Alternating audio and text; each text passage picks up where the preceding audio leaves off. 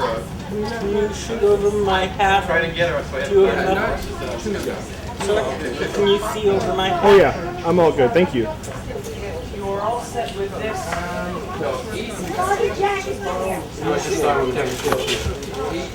You know Kevin Harrelson?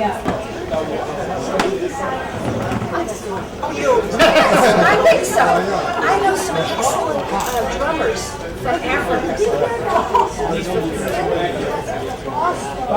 You're looking great. Oh, that's party chief, like a party chief. Like being someone. Where do they come back and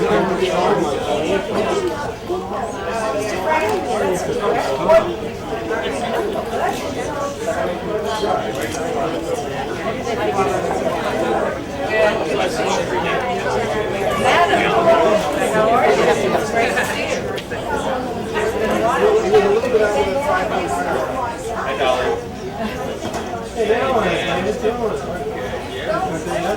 How are you here? I remember when you got to change yourself to the top of the I know. Right. Actually, it was you and Joe Gibson. And you had yeah. I think it was you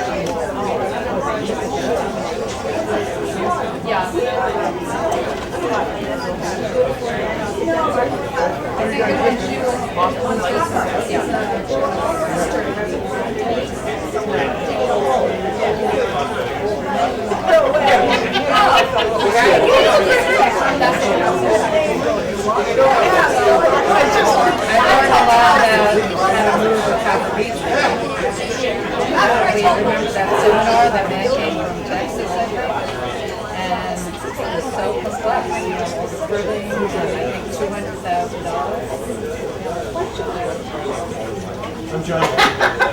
Hi, I'm Diane Gordon. Kevin Harrelson. Nice to meet you. No, I resigned about a year and a half.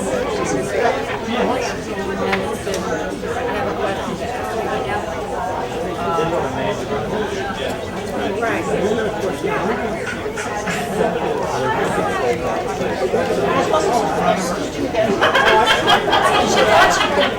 This was going to be your retirement and your control of your life.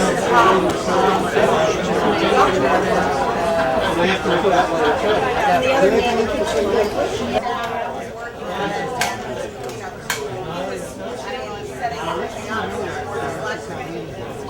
She did the last time when we did. To get started, and the choir may need to gather first. Hold on 1 second while we get this organized here.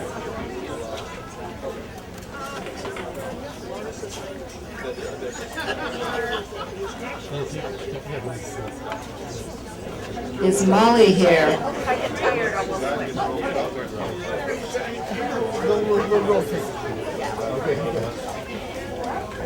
I wouldn't want anybody to say that I refuse you. We met.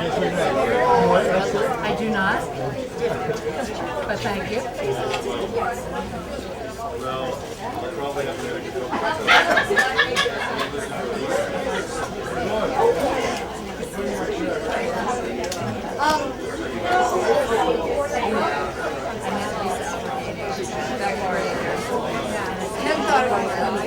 That woman in the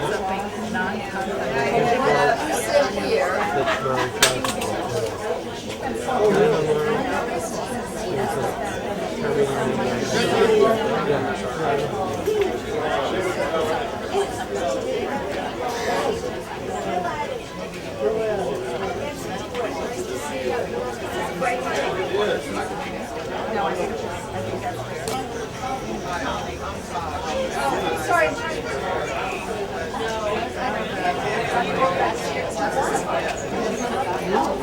You mind just either sitting down or stepping one over? Either way is good. Thank you.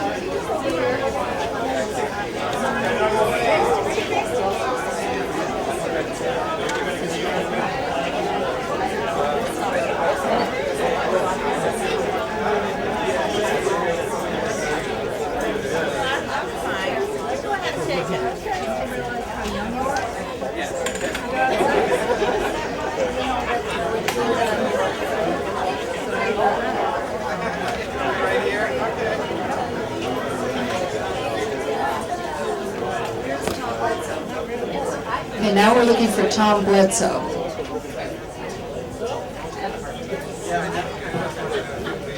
There he is. Maybe that's great. Maybe right here, Tom.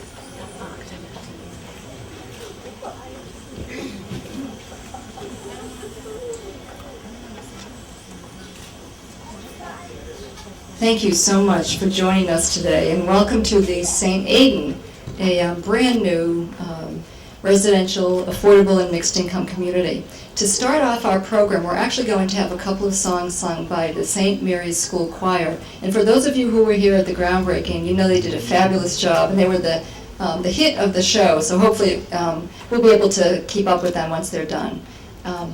So this is the St. Mary's School Choir.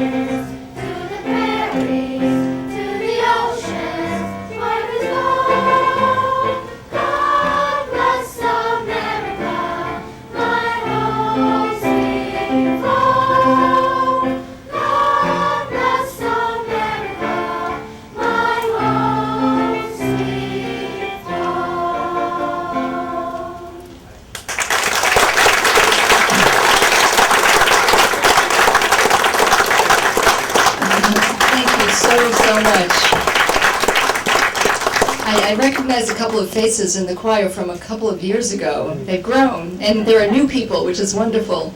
Thanks again so much. For those of you who don't know me, I'm Lisa Alberghini, President of the Planning Office for Urban Affairs.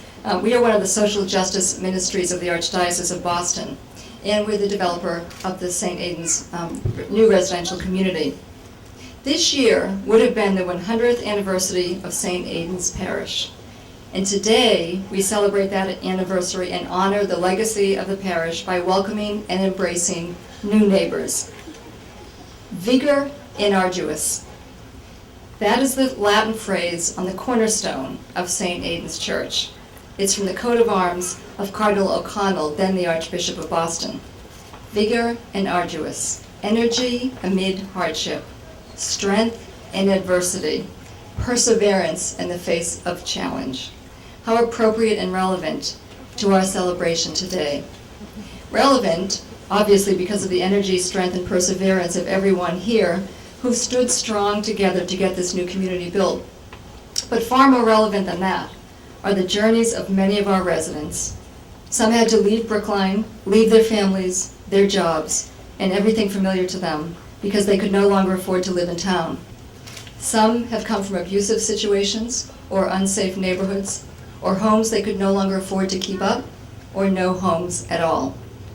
Those are the images the Cornerstone should evoke. Those and the people who were not fortunate enough to win the lottery and get an affordable unit here at St. Aidan's. We received almost 500 applications for the 20 affordable rental units in this development, and that one statistic says it all. Brookline could become the kind of place where people who serve those in town, enter town in the morning, serve those who live here, and then leave at the end of the day. Think about what kind of society we would be headed to if that was our approach to community. But you didn't let that happen here. So I just want to tell you one word about who our residents are. Among the residents of the affordable and market rate units, there's a custodian who works in a hospital, one who works 4 jobs including stocking shelves at TJ Maxx and painting homes. One is a furniture restorer, another a loan officer at a local bank, an administrator for a dental clinic. One works in the town clerk's office in Brookline. One is with the public schools, 2 are researchers in local hospitals. We have residents who work in construction and communications. We have an artist, a yoga instructor, and many who are doctors, lawyers, and marketing executives, all living together as a new community. 60% of the units on the campus are affordable, and over 70% of our residents came from or had ties to the town of Brookline. One resident who grew up in town had to move out because he could no longer afford to live here. He's recently moved back with his 3 children and his wife, and his son will start school next year in the very school he went to as a child. Vigor and arduous. It evokes still another image, that of a very young John F. Kennedy reading those words on the cornerstone while walking hand in hand with his mother Rose as she went to daily mass here. Vigor was a common word in President Kennedy's speeches, and his inspiration for leadership may have started right here by this tree, which we saved with your help, as he was entering this church. And Senator Ted Kennedy carried on that spirit as well by strongly supporting the work of our office and this project for many, many years before his death. In the early years of the parish, parishioners held a lawn party every June as they raised money to build their church. We learned this from some of the historical information that Mary Malman, one of our residents, provided to us, who had also been a member of the parish. It is fitting then that as we gather on this June afternoon to celebrate building, that we do gather here on this afternoon to celebrate building a new community and thanking those who made it possible. First among those who made this possible is our co-host, the town of Brookline. Every step of the way, the Board of Selectmen showed great leadership, and the town staff was professional, committed, and creative. Brookline stands out among municipalities in this way. They never wavered in their support, while at the same time insisting that St. Aidan's be the very best development possible for both its new residents and for the surrounding community. They urged us to make this development far more than housing. Most of you know the result is historic preservation of a National Register building, increased open space, a gorgeous campus that invites the neighborhood in, 2 conservation easements granted to the town in perpetuity, and the preservation of the landmark Copper Beech tree. All of that in addition to the main attraction, the affordable and mixed income housing. In doing that, they were generous. They stepped up and offered almost $6.1 million, or a bit over that, to be able to help pay for the kinds of improvements that they wanted to make in this development. It has been a true partnership, and we're very grateful for the work of Bob Allen, who couldn't be with us today, who spent endless hours on this, to Nancy Daly and Betsy DeWitt, who followed in his footsteps as chair of the selectmen, to Rich Kelleher, Jeff Levine, especially Fran Price, who got us through many, many obstacles, to all the town boards and committees, far too many to name here. Please do look, we have some easels with everyone's name later on, because we could not possibly list everybody here. But please do thank those who you know were a part of this. Diane Gordon, who was completely central to our work with the ZBA, we really appreciate it. Most importantly, too, thank you for those residents of Brookline who stood up, who knew what was right and stood up to support this development and keep Brookline an inclusive and caring community. You know who you are, and you did an enormous amount. I'd like now to welcome Betsy DeWitt, Chair of the Brookline Selectmen, who has provided key support for this project over the years and is a co-host of today's event. Please join me in thanking and welcoming her.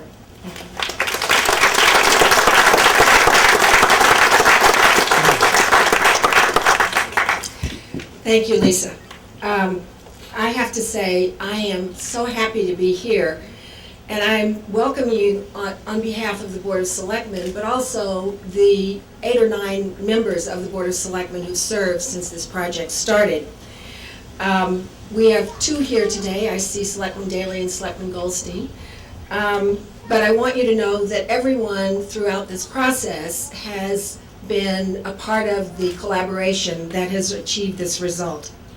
We're proud to be part of the St. Aidan's partnership and proud to have been part from the beginning, and today to formally welcome the new residents to our community.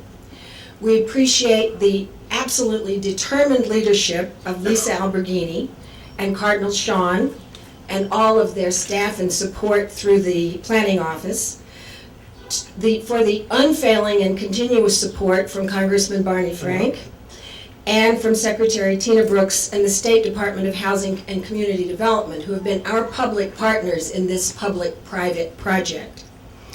And we also want to thank the other financing partners, the development team, and the local volunteers and town staff, all of whom have contributed to make this wonderful residential project a reality. And then not the least to the neighbors who lived through the construction process. It's been a long time coming, beginning in 1999 when the possible reuse of the historic St. Aidan's property was first explored. And yes, there were delays and there were diversions along the way. However, throughout, we have worked together to balance the historic significance of the church, both architecturally and for its association with the Kennedy family, and our shared goal of an attractive housing complex with homes, both purchased and rented, for a variety of incomes in keeping with the character of the neighborhood. So with the perseverance and commitment of all the partners, I'm proud to say the St. Aidan, and I have to stop there because it's not St. Aidan's anymore, meets and exceeds our goal. And the huge and beloved Copper Beech looks over a new residential community that we welcome wholeheartedly into Brookline. And now,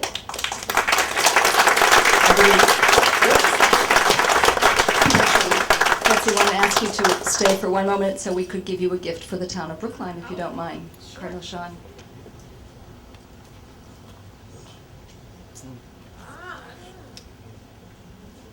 Thank you very much. oh, this is lovely.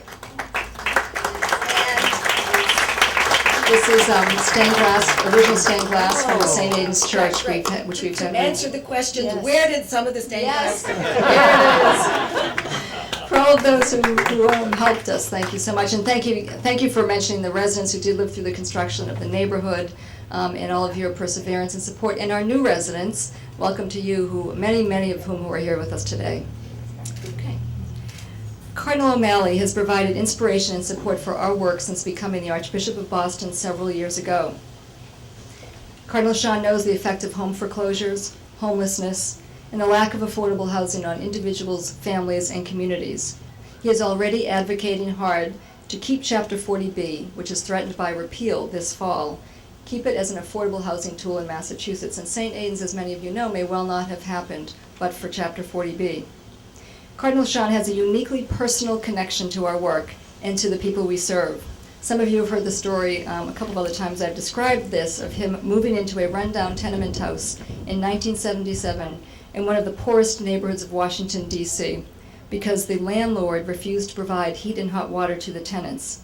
He helped the tenants resist eviction and eventually organized themselves as a cooperative to buy the building. And I know he remembers one image is that you remember the sheets hanging from the windows, and it said something like nosotros. I don't.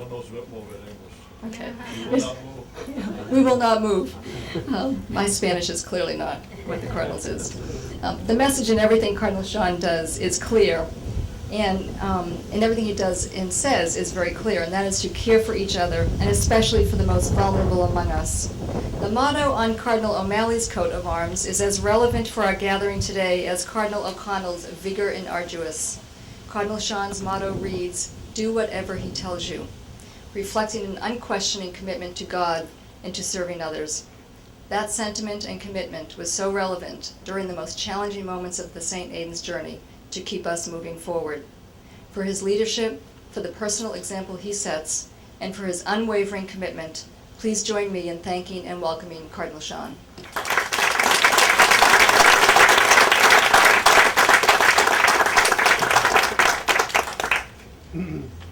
Thank you, Lisa, for your very kind words, and thank you and your team for the outstanding work that you do on behalf of the Archdiocese that touches the lives of so many people. We're very, very proud of you and very grateful for all that you do.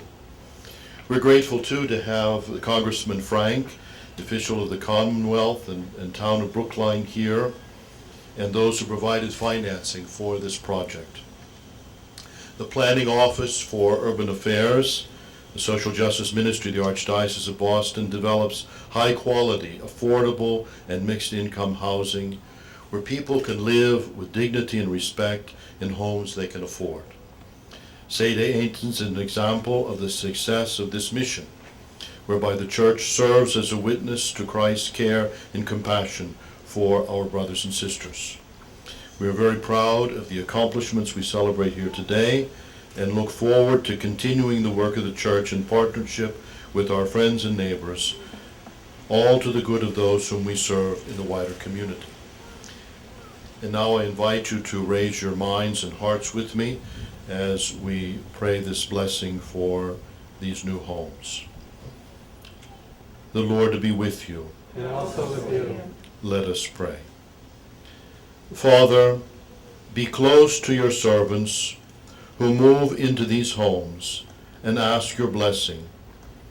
Be their shelter when they are at home, their companion when they are away, and their welcome guest when they return. And at last receive them into the dwelling place you have prepared for them in your Father's house, where you live forever and ever. Amen.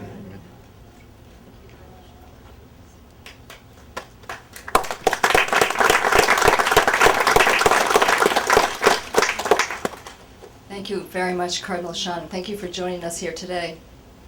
I have the great pleasure of introducing next our Congressman, your Congressman, Barney Frank, who has represented the town of Brookline in the 4th Massachusetts District for 30 years, maybe? 30 years, I think. And with all of the critical work he does in his position of as chairman of the Financial Services Committee, he remains passionately committed to affordable housing. While working for reform to keep our country from financial collapse, in his spare time, he has been the chief architect and advocate for the National Housing Trust Fund, and he is working to capitalize it now with $1 billion, 90% of which would be used for rental housing and 75% of which must benefit extremely low-income households. He has developed comprehensive legislation for the preservation of affordable housing and is working on housing finance reform, on preserving public housing, and on ensuring that housing programs are fully funded. But, oddly, I'm not supposed to talk about what he has done while I introduce him. He's not a big fan of that. So instead, I'm going to report on some homework he gave me 2 years ago as we stood together at the groundbreaking, and you may not even remember this. The congressman asked me to check property values that day surrounding St. Aidan's as we were beginning construction, and to look at them again once we were completed. A preliminary look shows values holding steady or increasing in some cases in this immediately surrounding area, despite a national recession of unprecedented proportions, the most dramatic economic downturn that we can recall in recent history. So I'm happy to report, Congressman, that I think we've stabilized the neighborhood and perhaps brought it up a bit, and that your theory and instinct and wisdom that affordable housing does not, as some might believe, negatively affect property values appears to be spot on. We are very grateful for Representative Frank's leadership on critical housing legislation that is universally supported by the U.S. Conference of Catholic Bishops, Catholic Charities USA, and the Archdiocese of Boston. Finally, with all of his efforts at the national level that affect millions of people across the country, he never stops working for Brookline, and I think all of you know that. And he has been one of the strongest supporters of the St. Aidan's Project and of our office always. Thank you so much for all of your help. Please join me in welcoming.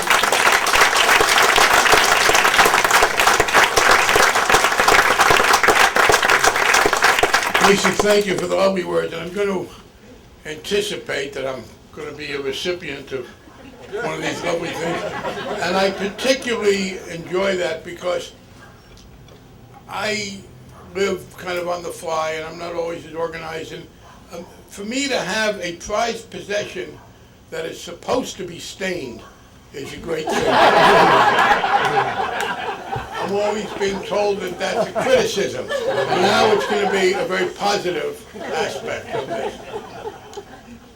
I'm very pleased to be here in this company. I'm delighted at this very visible symbol of collaboration. I understand the media has their job, which is to promote interest, and disagreement and clashes and conflict are apparently more interesting to people than not.